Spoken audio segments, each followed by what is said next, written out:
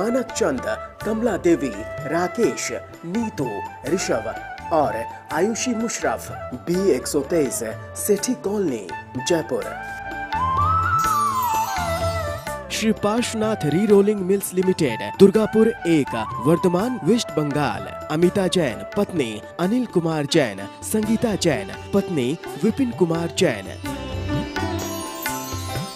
स्वर्गीय माता सीतावंती, धर्मपत्नी स्वर्गीय मास्टर नथु राम जी मुन्हानी की स्मृति में Shri Surinder Jain, Kanta Jain, Shri Ashok Jain, Neelam Jain, Shri Pankaj Jain, Amita Jain, Shri Rajneesh Jain, Deepika Jain, Shri Rishabh Jain, Mudit Jain, SKJ rubber corporation, Delhi. Shrimati Rani Jain, JP Jain, Prerna Jain, Surat, Gujarat. Pushpa Devi Musharaf, Arun Kumar, Amita, Ankesh, Payanshi Jain, D43, Devnagar, Tonk road, Jaipur. जय जिनेन्द्र तज्जयति परम ज्योति समं समस्तैरनंत पर्यायै दर्पण तलैव सकला प्रतिफलति पदार्थमालिका यत्र। पंच परमेष्टि भगवान की जय। इस तरह पुरुषार्थ सिद्धिपाई में जो पहली हमारी ज्ञानशाला थी उसमें आपने 5 अणुवृत्त, 3 गुणवृत्त, 4 शिक्षावृत्त का वर्णन अच्छी प्रकार समझा। पिछली पाठशाला में दान के बारे में बहुत अच्छी चर्चा हुई। श्रावक का कर्तव्य क्या है? श्रावक क्या कर्तव्य है कि अणुवृत्त, गुणवृत्त और शिक्षावृत्तों का पालन करे और अंत समय संलेखना भी करे। आप सबने 6 डाला में पढ़ा था, 12 व्रत के अति 4, पन पन न लगावे और मरण समय संन्यास धार तसु दोष नशावे। तो अब इस पुरुषार्थ सिद्धिपाई में 12 व्रत के वर्णन के बाद अब संलेखना का वर्णन प्रारंभ होता है। आइए अगला श्लोक निकाल लें। श्लोक नंबर 175। एयमेकैव समर्था, एयमेकैव समर्था धर्मस्वं मे मया समं नेतुं, धर्मस्वं मे मया समं नेतुं सततमिति भावनीया, सततमिति भावनीया पश्चिम संलेखना भक्त्या, पश्चिम संलेखना भक्त्या। बोलिए। एयमेकैव समर्था धर्मस्वं मे मया समं नेतुं सततमिति भावनीया पश्चिम संलेखना भक्त्या। एयमेकैव, इस शब्द को हम अगर अलग अलग करें तो यहाँ कैसे बनेगा?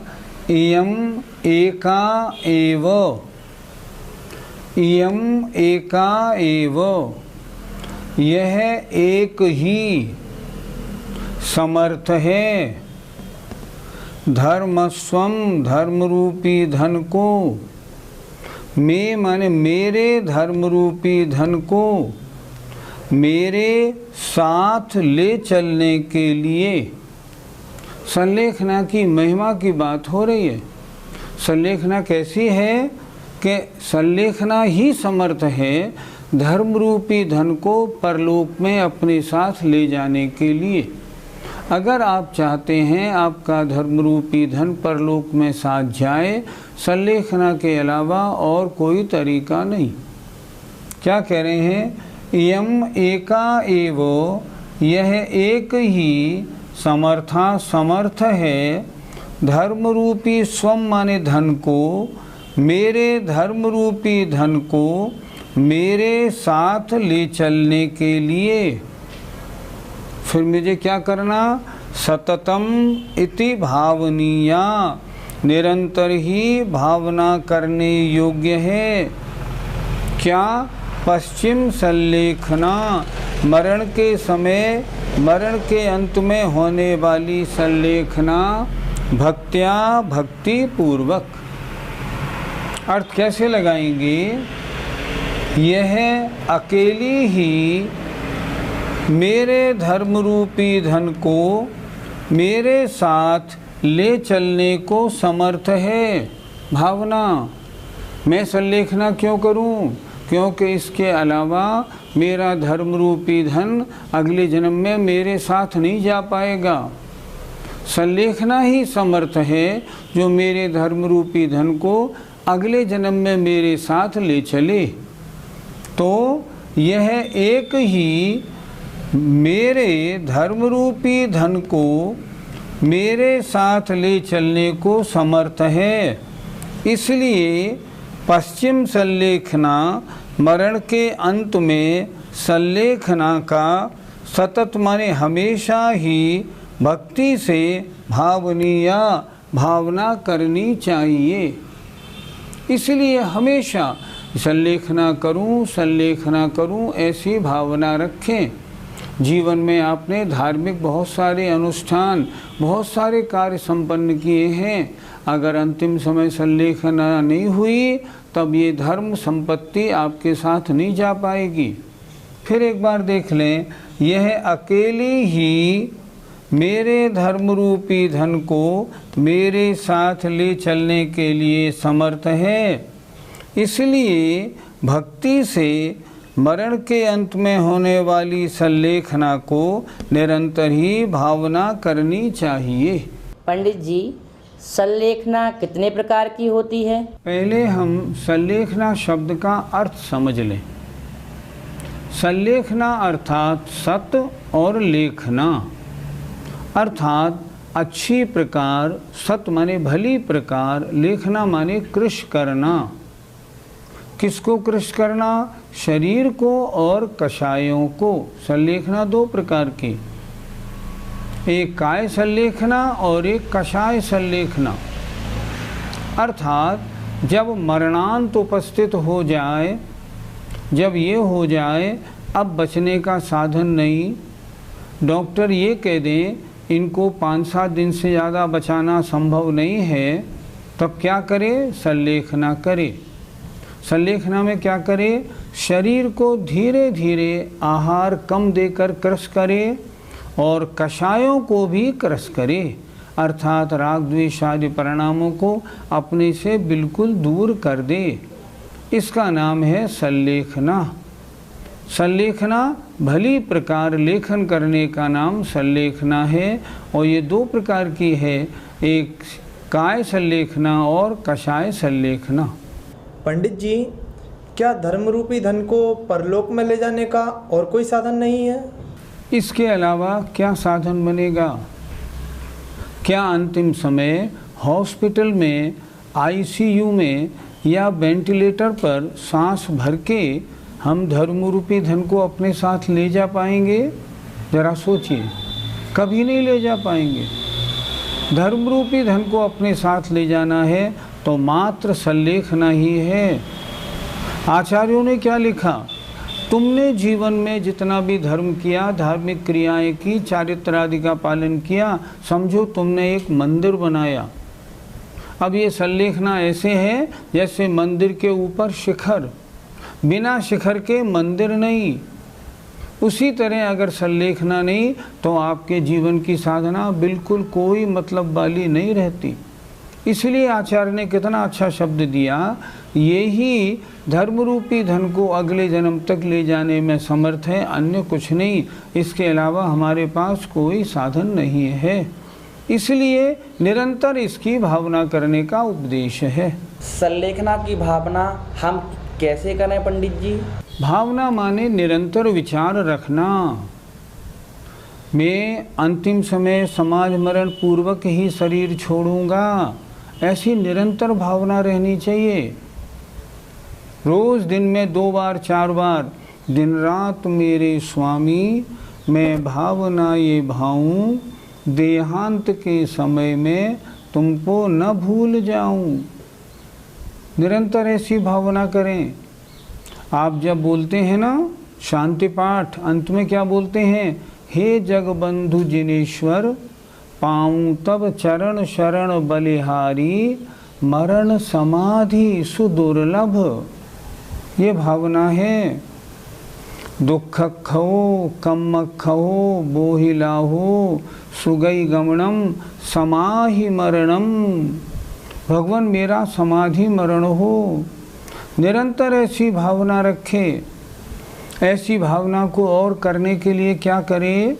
जहाँ कहीं समाचार मिले कि वहाँ कोई समाधि मरण कर रहा है, जाए, उनको देखे, उनकी वैयावृत्ति करे। समाधि मरण की भावना में सबसे बड़ा डर एक बात का है, हे भगवान अंतिम समय सब उपवास वगैरह, आहार वगैरह उपवास करना पड़ेगा, आहार छोड़ना पड़ेगा, बड़ा कष्ट होता होगा। भैया हमसे संलेखना नहीं हो पाएगी। हमने अच्छे अच्छे विद्वान बड़े बड़े पंडितों को देखा, संलेखना के नाम से पसीना आता है। तो अगर आपको संलेखना की भावना करनी है, संलेखना करने वालों को देखें तो सही। मैंने अपने जीवन में बहुत सारी संलेखनाएं देखी और मैं उन सबसे यही पूछा, मैंने आपको कितना कष्ट है? सबने कहा हमें कोई कष्ट नहीं, बिल्कुल चैन में है। हाँ बिल्कुल चैन में है, कोई प्रॉब्लम नहीं। जब ये मन में आ जाए कि अंतिम समय कोई कष्ट नहीं होता है, तब मन बनता है संलेखना करने का। इस तरह संलेखनाओं को देखे, संलेखना करने वालों की सेवा करे, निरंतर इन भजनों को बोलता रहे, दिन रात भावना भाता रहे, हे भगवान मेरी संलेखना हो, मैं शरीर संलेखना पूर्वक ही छोड़ूंगा। ऐसी भावना रखेगा तो संलेखना क्यों नहीं होगी? ज़रूर होगी। पंडित जी, संलेखना कब की जाती है? लिखा है उन्होंने, तत्वार सूत्रकार ने, मारणांत कीम संलेखनाम जोशिता। मारणांत कीम, मरणांत उपस्थित होने पर। जब डॉक्टर वैद्य ये कह दे अब आपका कोई इलाज नहीं, अब आपको कोई नहीं बचा सकता भैया, बस 5, 7, 10 दिन शेष रह गए हैं, आपको तो जाना ही है। जब ये मालूम पड़ जाए बस संलेखना प्रारंभ कर ले। कोई भी श्रावक हो, कोई भी मुनिराज हो, जब उनका अंत निकट आता है तब वो सब यही करते हैं कि बस अब मैं संलेखना स्वीकार करता हूँ। संलेखना कब की जाती है? मरणांत उपस्थित होने पर। कैसे करे? जोशिता, प्रीतिपूर्वक। अब मेरी परीक्षा का समय आ गया है, परीक्षा में पास नहीं होना, मुझे मेरिट में नहीं, मुझे टॉप आना है। ऐसी संलेखना मेरी हो, बस जल्दी से जल्दी संसार खत्म हो और मुझे मोक्ष मिल जाए। इस तरह ये संलेखना मरणांत समय की जाती है। फिर श्रावक क्या करे? अगला श्लोक देखिए।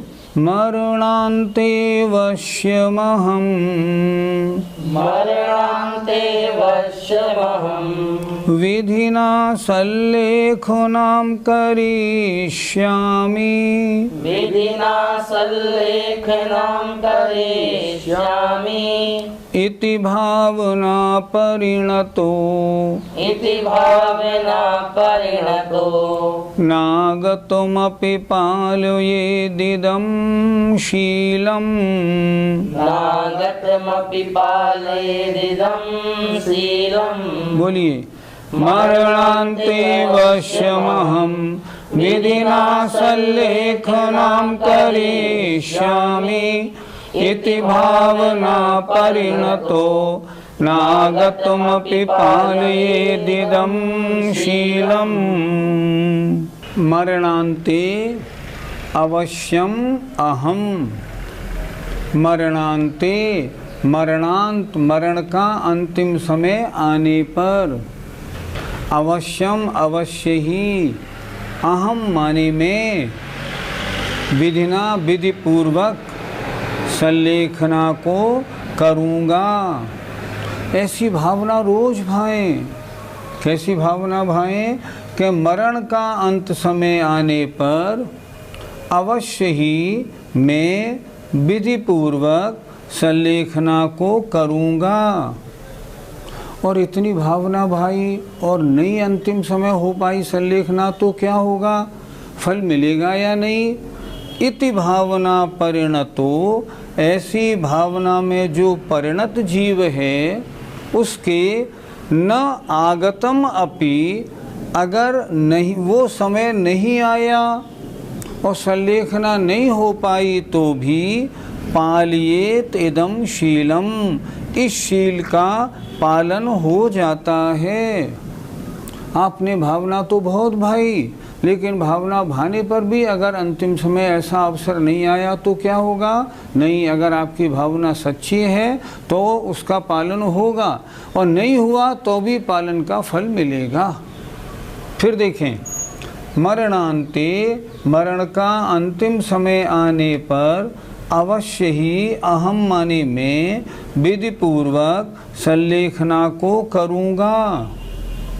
इति भावना परिणतो, ऐसी भावना से जो परिणत जीव है वह अनागतम अपि, नहीं आने पर भी ऐसा अवसर न मिले, संलेखना नहीं कर पाए तो भी इदम शीलम पालयेत, इस शील माने संलेखना का पालयेत, पालन कर लेता है।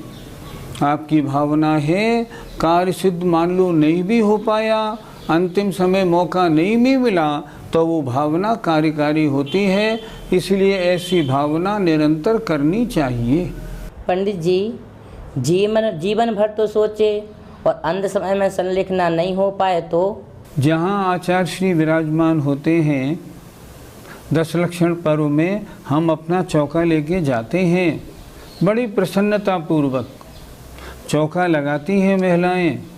सुबह से ही सोचती हैं आज तो वो महाराज ज़रूर आएंगे, कल वो हमारे चौके से आगे से निकल रही थी ना तो मुस्करा रहे थे, और बड़े मन से खड़े हो जाते हैं, आज तो वो महाराज ज़रूर आएंगे, वो नहीं आएंगे तो कोई ना कोई तो आएंगे। मैं पूछता हूँ, अगर कोई भी महाराज नहीं आए तो क्या उनको आहार दान का फल नहीं मिलेगा? जरूर मिलेगा। उसी तरह आपने भावना तो भाई, और मान लो अंतिम समय मौका नहीं मिला तो भी संलेखना का फल मिलेगा। एक उदाहरण से समझते हैं। पंडित पन्नालाल जी सागर वाले बहुत बड़े विद्वान हुए 20वीं शताब्दी के। जब उनका अंतिम समय आया, उन्होंने बच्चों से कहा मुझे महाराज के पास ले चलो। महाराज उन बच्चों ने कहा आज नहीं, कल ले चलेंगे। अगले दिन उन्होंने कहा मेरी तबीयत बहुत ख़राब हो रही है, मेरा बचना नहीं है जल्दी, डॉक्टर भी कह गए 1 आध दिन से ज़्यादा नहीं बचोगे, मुझे महाराज के पास ले चलो, जल्दी ले चलो। उनके बच्चे उन्हें एम्बुलेंस में रख के महाराज के पास कुंडलपुर ले गए। कुंडलपुर ले गए, एम्बुलेंस रात को 11 बजे पहुंची। बच्चों ने रात्रि को आचार्य को सूचना नहीं दी कि वो आ गए हैं। पंडित पन्नालाल जी ने उस एम्बुलेंस में ही अपनी अंतिम सांस ले ली। मैं पूछता हूँ क्या उनको संलेखना का फल नहीं मिलेगा? मिलेगा। क्यों मिलेगा? उनकी तो भावना कितनी प्रबल थी, मुझे ले चलो, मुझे संलेखना करनी है, मुझे ले चलो। और अगर पहुंचने में लेट हो गए तब तो भी संलेखना का फल तो मिलेगा, क्योंकि वो सोच रहे होंगे बस मैं पहुंच रहा हूँ कुंडलपुर, आचार्य श्री आएंगे, मुझे संबोधन देंगे, मुझे दीक्षा देंगे और मालूम नहीं क्या क्या करेंगे। ऐसी भावना उनकी बन रही है, संलेखना का फल ज़रूर मिलेगा। इसलिए निरंतर भावना रखनी चाहिए, अगर अवसर न मिले तो भी फल मिलता है। संलेखना की साधना जीवन भर करने के बजाय अंतिम समय में कर लें तो काफ़ी है।